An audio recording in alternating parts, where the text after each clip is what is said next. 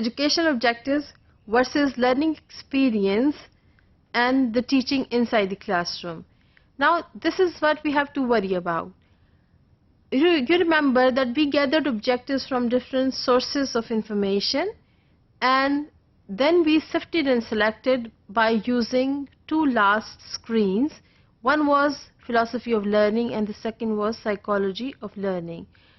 इसकी मदद से हमने अपने इकट्ठे किए हुए ऑब्जेक्टिव्स को सिफ्ट एंड सेलेक्ट कर लिया और हमने डिसाइड कर लिया कि हम कौन से ऑब्जेक्टिव्स प्रपोज करेंगे to be included in the curriculum या करिकुलम डेवलपमेंट में जो काम आ सकते हैं. आपने ऑब्जेक्टिव्स सेलेक्ट कर लिए. अब अगला काम ये है कि आपने इन तमाम ऑब्जेक्टिव्स को किस तरह से स्टेट करना है so that they can be achieved inside the classroom. हम कैसे वो लिस्ट तैयार करें कि हमारे पास ऑब्जेक्टिव्स इस तरह से आ जाएं कि सबकी एक ही ज़बान हो और एक जो ख़ास पर्पस हम पूरा करना चाहते हैं टीचिंग और लर्निंग का, उसका भी हुसूल हो सके. ऑब्जेक्टिव्स इस तरह से स्टेट किए जाने चाहिए कि वो हेल्प करें कि हम किस तरह से लर्निंग एक्सपीरियंस या टीचिंग जो हमें क्लासरूम में करनी है उसको सेलेक्ट कर सकें and then guiding teaching and learning process, और टीचिंग को हम प्लान कर सकें कैसे हमने क्लासरूम में पढ़ाना है. यहाँ पर यह बात याद रखना ज़रूरी है कि आपने एक दफ़ा ऑब्जेक्टिव्स सेलेक्ट कर लिए, डिसाइड कर लिए और अब आप एक अगले नेक्स्ट स्टेप पर जाना चाहते हैं जहाँ पर आपने इन्हें इस तरह से स्टेट करना है कि हम जो लर्निंग एक्सपीरियंस या लर्निंग एक्टिविटी क्लासरूम में करना चाहते हैं हम उसकी भी आइडेंटिफिकेशन कर सकें और उस लर्निंग एक्सपीरियंस को क्लासरूम में करने के लिए या उसको अमली जामा पहनाने के लिए हमें टीचिंग को किस तरह से प्लान करना है या अपने लेसन को किस तरह से प्लान करना है कि हम उस ऑब्जेक्टिव्स को सक्सेसफुली अचीव कर सकें. यहाँ पर यह चीज़ क्लियर हो जानी चाहिए कि ऑब्जेक्टिव ही वो स्टेटमेंट है जो हमें ये बताती है कि किस किस्म की टीचिंग क्लासरूम में होगी, आप किस किस्म का एक्सपीरियंस क्लासरूम में देंगे बच्चों को और आपने अपनी टीचिंग को किस तरह से प्लान करना है. लिहाजा याद रहे कि करिकुलम डेवलपर का क्लासरूम टीचिंग से गहरा ताल्लुक होना चाहिए. बिल्कुल इसी तरह से करिकुलम डेवलप करते हुए स्टेटमेंट्स या ऑब्जेक्टिव्स को इस तरह से लिखना चाहिए कि वो टीचर्स को मुकम्मल तौर पर समझ आ जाए कि आपने अगर एक ऑब्जेक्टिव उठाकर उसके मुताबिक पढ़ाना है तो आपको अपनी टीचिंग लर्निंग को किस तरह से प्रिपेयर करना है.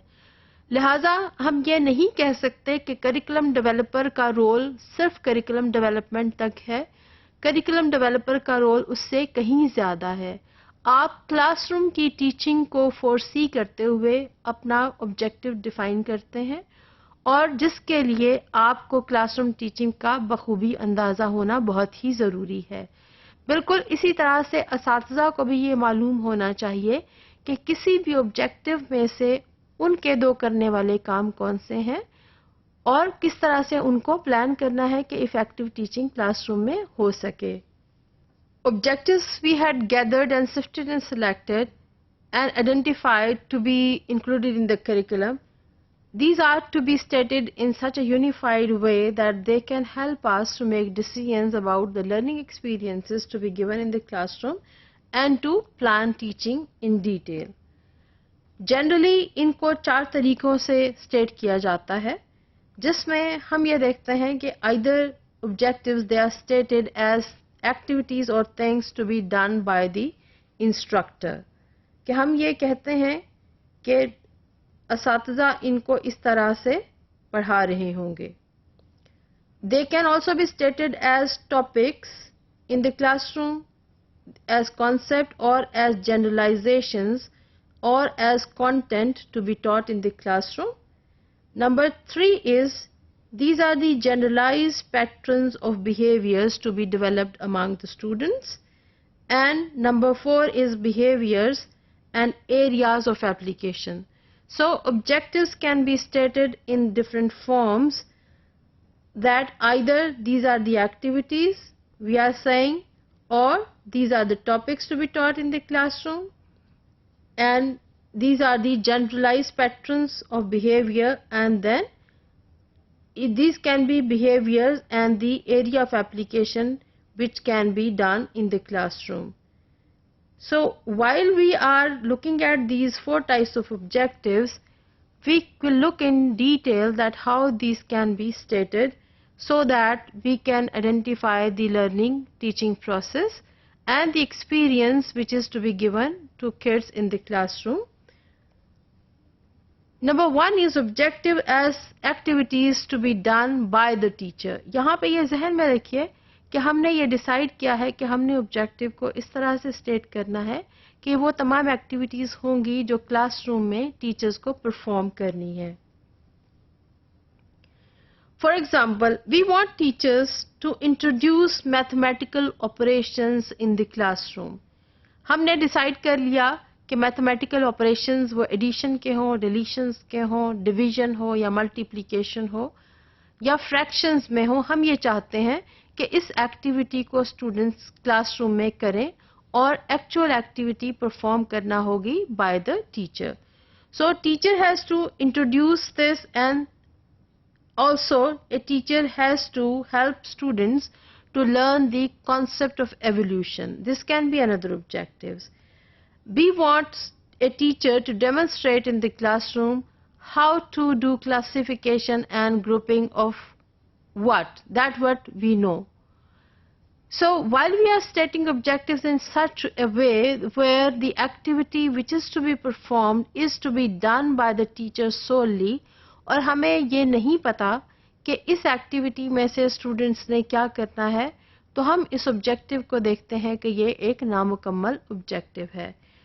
इन ऑब्जेक्टिव्स के साथ और कुछ खराबी नहीं है सिवाय इसके कि हमने यहाँ पर ये डिसाइड कर दिया कि ये वो तमाम एक्टिविटीज़ हैं जो टीचर्स ने परफॉर्म करनी है और इन एक्टिविटीज़ को टीचर्स ने क्लासरूम में परफॉर्म करना है.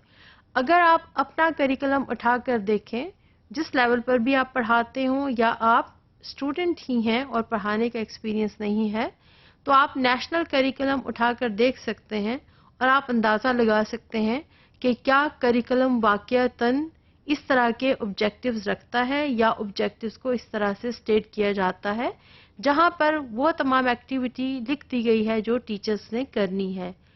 क्या उस करिकुलम में आप देखते हैं कि किस किस्म की एक्टिविटीज़ में स्टूडेंट्स इन्वॉल्व होंगे वो भी लिखी जाती है, या किस किस किस्म का टीचिंग लर्निंग प्रोसेस या किस तरह से टीचिंग को प्लान करना है. So first way of stating objective is to state them in such a way that it defines the activity which is to be done by the teacher in the classroom.